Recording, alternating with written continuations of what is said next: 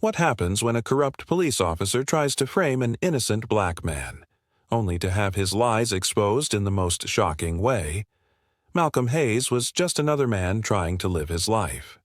But one night, a routine traffic stop turned into a nightmare when Officer Daniel Carter planted evidence and falsely accused him of assault.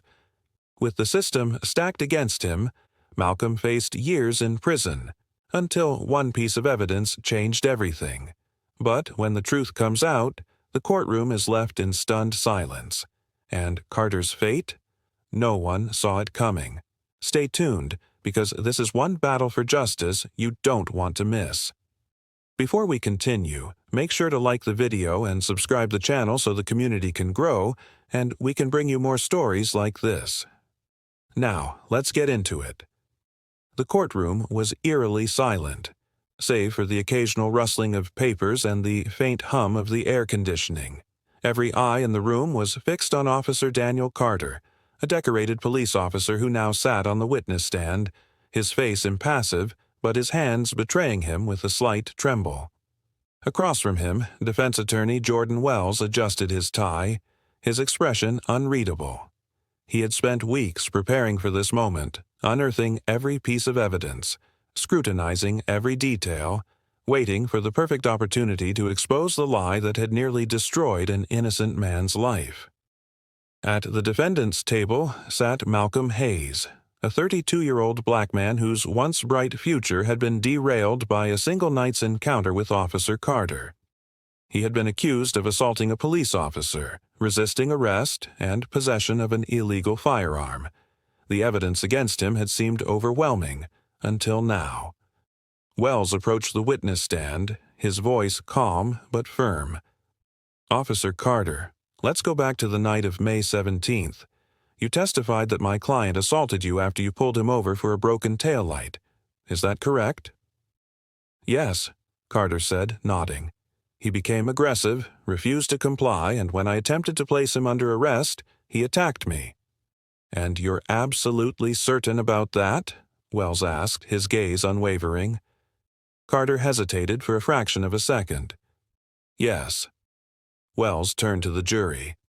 "Ladies and gentlemen, the prosecution would have you believe that Malcolm Hayes is a violent criminal, but let's examine the facts." He walked to the evidence table and picked up a flash drive. "This contains footage from a nearby security camera that, until recently, was overlooked in the investigation." The judge glanced at the prosecutor, who shifted uncomfortably in his seat. "Proceed." Wells inserted the drive into a laptop, and within moments, a grainy black-and-white video played on the courtroom's large screen. 10 minutes earlier, before the truth unraveled. The footage showed Officer Carter pulling over Malcolm's car. The interaction began as routine, but then Carter's demeanor changed. He yanked Malcolm from the vehicle, slammed him against the hood, and reached into the car himself, only to pull out a firearm that he had clearly planted. Gasps rippled through the courtroom.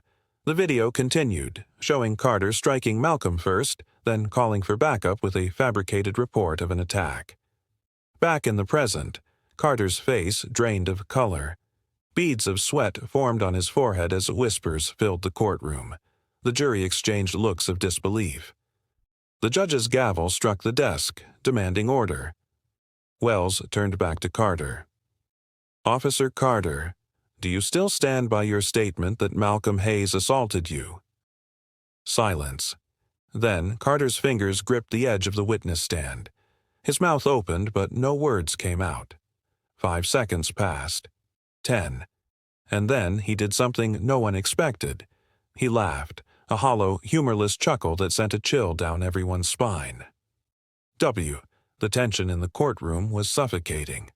Officer Carter's eerie laughter echoed through the chamber, sending a shiver down Malcolm's spine. This was not the reaction anyone had expected. Judge Holloway cleared his throat, his gavel tapping against the bench. "Officer Carter, do you find something amusing?" Carter leaned back in the witness stand, his lips twitching with something between amusement and defiance. "It's funny," he finally said, shaking his head. "You all think you've got me cornered." Jordan Wells narrowed his eyes. "The footage is clear, Officer Carter. You planted that gun. You fabricated your report. You assaulted my client and framed him for a crime he didn't commit. What exactly do you find funny about that?" Carter exhaled sharply through his nose, the smirk never leaving his face. "You people don't get it, do you?" He turned toward the jury, his eyes scanning their horrified expressions. "This system, it was never built for men like him." He jerked his chin toward Malcolm. "Or for any of you who think you can expose it with a single video." A murmur of disbelief spread through the room. Malcolm clenched his fists, his jaw tightening as he tried to control his anger. This man had stolen months of his life, dragged his name through the mud, and nearly sent him to prison for a crime he hadn't committed, and now he was smug about it. Wells didn't back down. "So, you admit it? You fabricated everything?" Carter shrugged. "What difference does it make? You really think this one video erases decades of precedent? My report said he had a gun. My word still carries weight, and some people will always believe me over him." Judge Holloway's expression darkened. "That's enough, Officer Carter." But Wells wasn't finished. "No, Your Honor. Let him talk." He turned back to Carter. "You're right about one thing. For years, officers like you have abused their power, thinking no one would hold them accountable. But times are changing. That footage is going viral as we speak. The world is watching." Carter scoffed. "The world can watch all it wants. When this case dies down, when the headlines move on, guess what? People like me will still have badges, and men like him will still get stopped, arrested, and thrown into the system. That's just how it is." Silence, and then a voice from the jury. "Not anymore." Heads turned as a middle-aged woman, one of the jurors, spoke up. Her voice was steady, her expression resolute. "We see you for what you are, and we won't let this slide." More murmurs. Some jurors nodded. Others exchanged determined glances. For the first time, Carter's smirk faltered. Judge Holloway adjusted his glasses. "I've heard enough. Officer Carter, you are hereby remanded into custody for perjury, evidence tampering, and obstruction of justice." The bailiff approached, handcuffs ready. Carter's expression twisted into panic. Malcolm exhaled slowly. For the first time in months, hope felt real. But the battle wasn't over yet. What happened next would leave the entire courtroom speechless. As the bailiff approached, Carter's panic morphed into something else. Rage. His jaw clenched, his hands tightened into fists, and for a moment it looked as if he was about to bolt from the witness stand. But there was nowhere to run. The cold steel of the handcuffs snapped around his wrists, and the once powerful officer was reduced to a prisoner. A ripple of satisfaction spread across the courtroom. The jurors, the spectators, even the court reporters. Everyone had just witnessed something rare, a corrupt officer being held accountable. Malcolm, still seated at the defendant's table, let out a breath he hadn't realized he was holding. His attorney, Wells, turned to him with a small nod. It wasn't over, not completely, but they had just cleared the biggest hurdle. Judge Holloway's voice cut through the murmurs. "This court will take a recess before proceeding with the motion to dismiss all charges against Mr. Hayes. Court is adjourned." 30 minutes later, Malcolm sat alone in a quiet waiting room, his hands clasped together. The weight of the past few months sat heavily on his shoulders. Even though Carter had been exposed, Malcolm couldn't shake the fear that had gripped him for so long. Would this really be enough? Would the world believe his innocence, or would he forever be known as the man who had lucked out in court? A knock at the door pulled him from his thoughts. Wells entered, his expression softer than usual. "It's done." Malcolm sat up. "What do you mean?" "The judge officially dismissed all charges. You're a free man." For a moment, Malcolm couldn't speak. The words didn't feel real. Then, slowly, he nodded. Just like that, Malcolm's fingers tightened around the phone as he reread the message. His pulse pounded in his ears. The number was unknown, but the threat was clear. His first instinct was to show Wells, but a deeper, more primal fear held him back. What if this was bigger than Carter? What if exposing him had only scratched the surface of something more dangerous? Wells noticed the shift in Malcolm's expression. "You okay?" Malcolm hesitated, then turned the phone toward him. Wells' jaw tightened as he read the message. Damn it. He rubbed a hand over his face. This could be anyone. Carter might not be the only one who wanted to keep you behind bars. Malcolm's stomach twisted. You think it's another cop? Wells didn't answer immediately. Instead, he pulled out his own phone. I'll get this traced, but for now, you can't ignore this. You need to be careful. Malcolm exhaled sharply. Careful? He let out a humorless laugh. I just spent months locked up for something I didn't do. I barely have a life left to protect.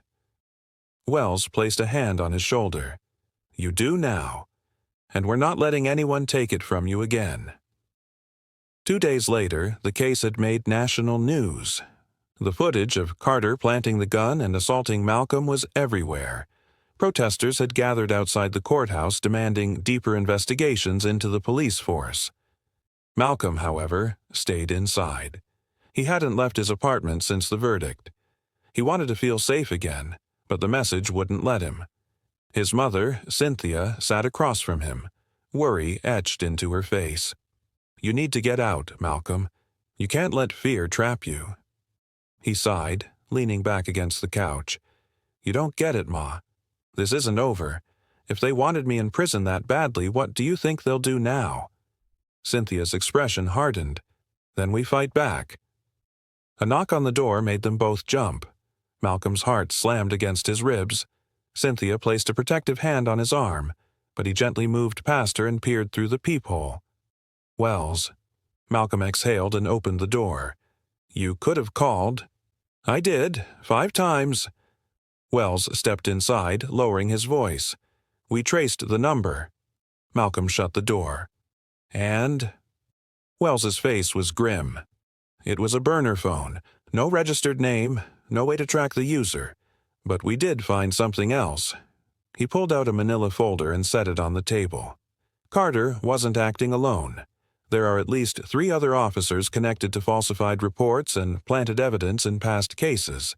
And get this, every single one of them has had their cases quietly disappear. Malcolm swallowed hard. You're saying this goes deeper than Carter? Wells nodded. A lot deeper. Cynthia clasped her hands together, whispering a prayer under her breath. Malcolm clenched his jaw. He wasn't just fighting for himself anymore. He was fighting for every person they had ever framed. Malcolm ran a hand over his face, the weight of it all sinking in. He had fought so hard just to clear his own name, but now it was clear. His case was just the tip of the iceberg. What happens now? He asked, his voice steady despite the storm raging inside him. Wells leaned forward, his eyes sharp with determination. We take this higher. The district attorney is already under pressure because of Carter. If we can present solid evidence of a larger cover-up, they'll have no choice but to act. Malcolm let out a slow breath. And if they don't? Cynthia spoke up, her voice strong despite her worry. Then we go public. You've already seen what exposure did to Carter. The truth is their biggest fear. Malcolm nodded. He had spent months feeling powerless, but not anymore. Okay, he said, his voice firm. Let's do this. 3 days later, the press conference was packed. Journalists, activists, and members of the community filled the space, their voices buzzing with anticipation. The story had already gained national attention, and now, with new revelations about a potential ring of corrupt officers, the media was hungry for more. Malcolm stood beside Wells, a microphone positioned in front of him. His palms were damp, his heart pounding, but he kept his shoulders squared. This was bigger than his fear. Wells took the lead. Good afternoon. As many of you know, Malcolm Hayes was wrongfully accused, arrested, and nearly convicted based on fabricated evidence planted by Officer Daniel Carter. But what we've recently uncovered suggests this was not an isolated incident. The murmurs in the crowd grew louder. Cameras flashed. There are at least 3 more officers connected to falsified reports, planted evidence, and wrongful arrests. Cases that mysteriously vanished before they could reach trial, Wells continued. Today, we are calling for a full federal investigation into the department. Gasps rippled through the crowd. Malcolm stepped up next. His hands gripped the edges of the podium. I lost months of my life because of a lie, he said, his voice clear. I was called a criminal, treated like an animal, and almost sent to prison for something I didn't do. And I know I'm not the only one. Too many people have been silenced, but not anymore. Applause erupted from the crowd. Malcolm felt the energy shift. This wasn't just his fight anymore. It belonged to everyone who had ever been wronged. As the press fired off questions, Malcolm caught movement in the distance. A figure stood near the back, watching him intently. The moment their eyes met, the man turned and disappeared into the crowd. A chill ran down Malcolm's spine. Who was he? Something told him this battle was far from over. Malcolm's heart pounded as he scanned the crowd, but the man was gone. Just a fleeting shadow, yet his presence had sent a warning loud and clear. Someone was watching. Someone who didn't want this truth to come out. Wells noticed his shift in focus. "What is it?" he asked, keeping his voice low. Malcolm swallowed hard. There was someone back there. He was watching me, and the second I saw him, he took off. Wells frowned. Could have been a reporter. No, Malcolm said firmly. This felt different. Wells didn't dismiss his concern. Instead, he placed a hand on Malcolm's shoulder and guided him off the stage as the press conference wrapped up. "We'll be careful," he promised. Later that night, Malcolm lay in bed, but sleep refused to come. His mind replayed everything. The trial, Carter's arrest, the press conference, the unknown figure in the crowd.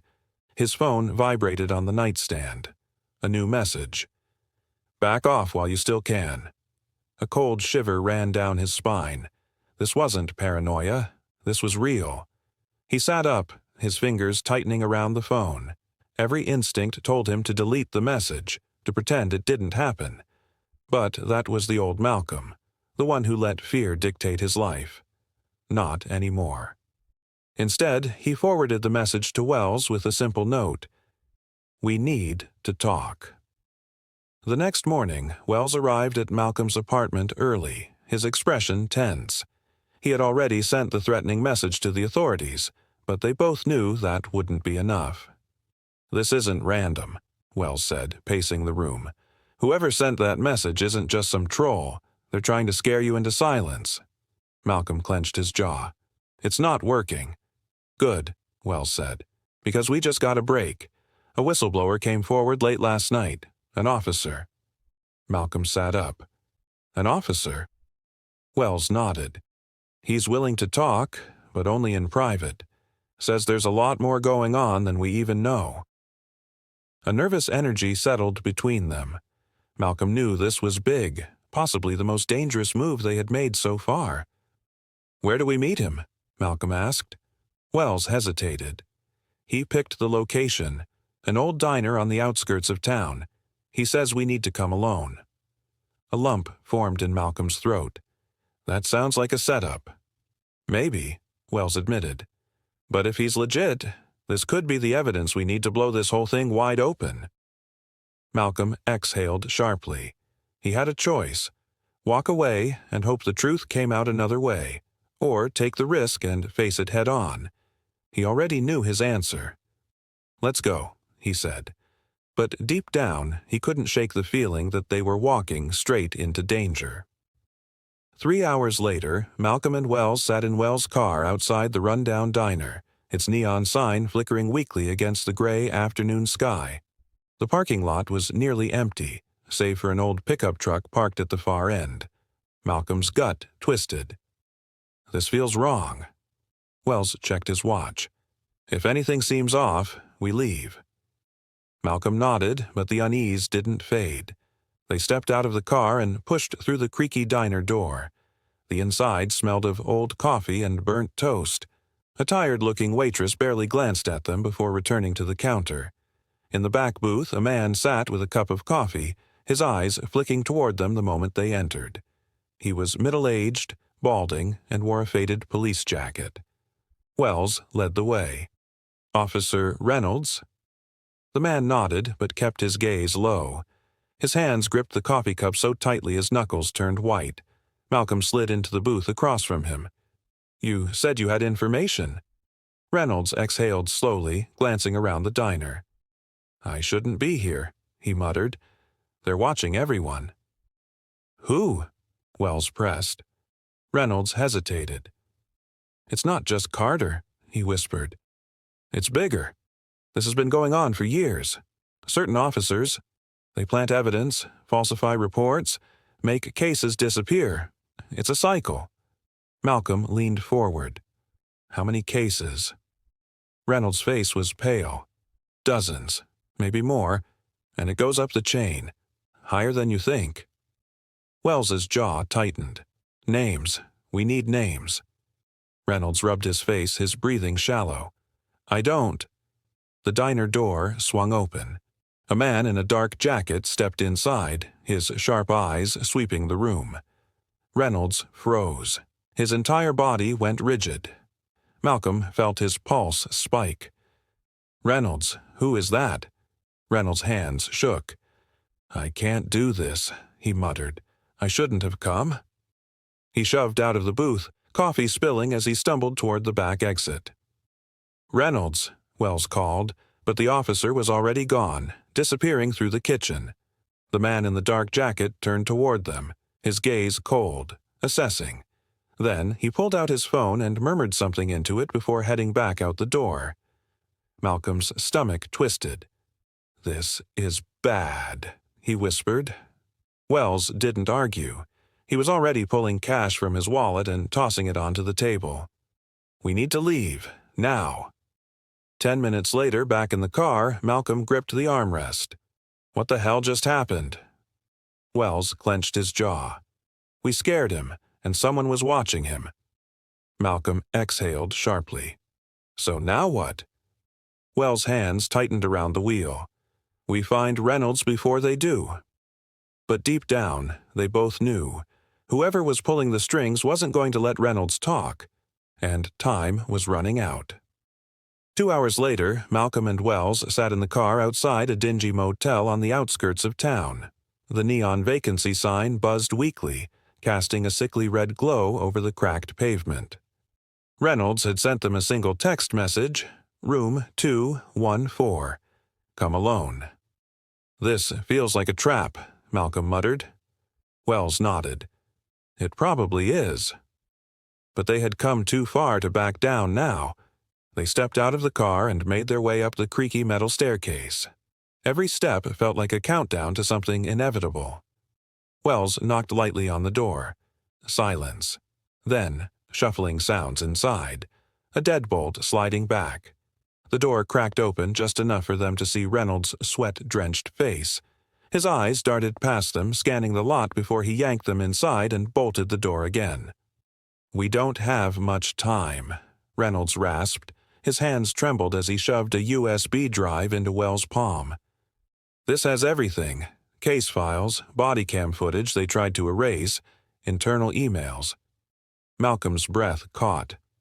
"This is it?" Reynolds nodded frantically. "But it won't matter if they find me first." Before Malcolm could respond, the sharp crack of a gunshot shattered the air. Glass exploded as the motel window blew inward. Reynolds gasped, his body jerking violently before he collapsed onto the floor. Blood pooled beneath him. Malcolm and Wells dove for cover. "Go!" Wells shouted, grabbing Malcolm's arm. They barreled through the door as another shot rang out, hitting the motel sign. The flickering red light shorted out completely.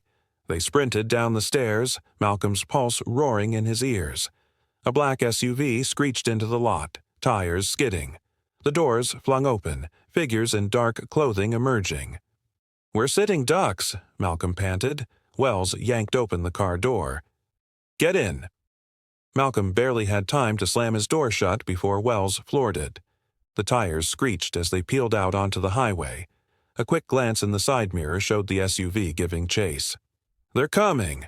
Wells swerved into the opposite lane, narrowly missing an oncoming truck. Horns blared. Malcolm's fingers dug into the dashboard. "Drive faster," he yelled. "I'm trying." Wells snapped, his knuckles white on the wheel. The SUV closed the gap. A gunman leaned out the passenger side, aiming. Then, sirens. Blue and red lights filled the night. More vehicles appeared, cutting off the SUV. Officers swarmed. The black-clad figures had no choice but to stop as armed police surrounded them. Malcolm and Wells skidded to a halt, gasping for air. The moment was surreal. The very system that had tried to destroy Malcolm had just saved his life. 1 week later, the evidence Reynolds gave them shattered the entire department. Multiple arrests were made. High-ranking officials resigned. Officer Carter, along with several others, faced federal charges. Malcolm sat on the courthouse steps, watching the world change around him. It wasn't over. Not completely. But for the first time in a long time, justice felt real. And this time, he wasn't afraid. This story is a powerful reminder that the truth always finds a way. Malcolm didn't win because the system was fair. He won because he refused to stay silent. He fought, he exposed the lies, and he made sure justice was served. But his case is just one of many, and real change only happens when people stand up against corruption. If there's one lesson to take away, it's this. Never stop fighting for what's right, even when the odds are against you. The system may be broken, but truth and perseverance can shake even the most powerful liars. Make sure you like the video, subscribe to the channel, and turn on post notification to be the first to know when interesting and lesson-packed stories like this one drop.